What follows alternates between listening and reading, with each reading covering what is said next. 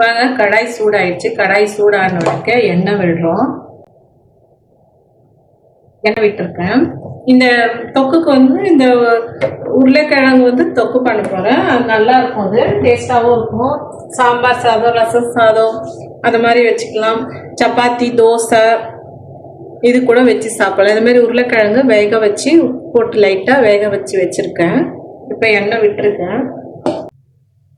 சோம்பு நல்லா ஒரு 1/4 ஸ்பூன் சோம்பு போட்டிருக்கேன். சோம்பு நல்லா வந்து பொரிச்சு வந்தோடனே உருளைக்கிழங்குனால உருளைக்கிழங்குக்கு கொஞ்சமாக வந்து ஜீரகம் போடுறோம். ஜீரகம் வந்து நல்லது உடம்புக்கு. அதுக்கப்புறமா கொஞ்சமாக வந்து ஒரு கடலைப்பருப்பு கொஞ்சமாக, ரொம்ப இல்லை. எண்ணெய் இதெல்லாம் நல்லா வந்து பொரிஞ்சி வந்திருக்கு பாருங்க. கொஞ்சமாக தான் கடலைப்பருப்பு, ரொம்ப வேண்டாம். அது ஒரு டேஸ்ட்டுக்கு அவ்வளோதான். காஞ்ச மிளகாய் ஒரு 3 காஞ்ச மிளகாய் போட்டோடனே வெங்காயம் நல்லா ஒரு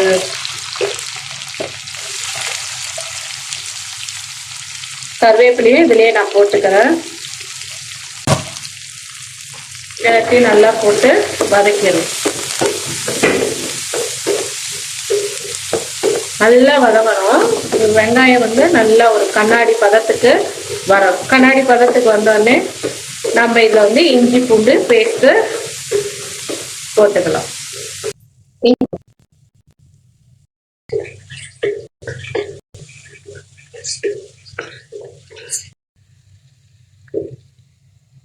தக்காளி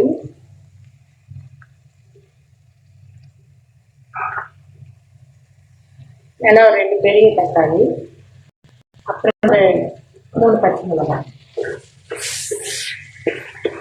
இந்த பச்சை மிளகாய் வந்து காரம் அவ்வளவா இருக்காது. நல்லா வந்து நல்லா வதங்கி வரணும். தேவையான அளவு உப்பு,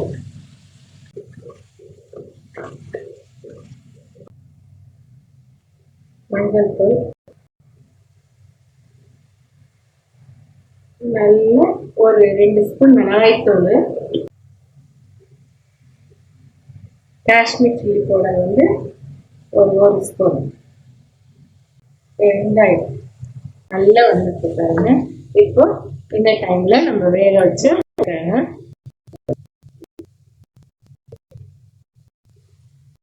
நல்லா வந்து சேர்ந்து வதக்கிட்டு, ஏன்னா நம்ம ஏற்கனவே உருளைக்கிழங்க வேக வச்சு எடுத்துருக்கோம் இல்லைங்களா, அதனால இது எல்லாருக்குமே தெரியும்.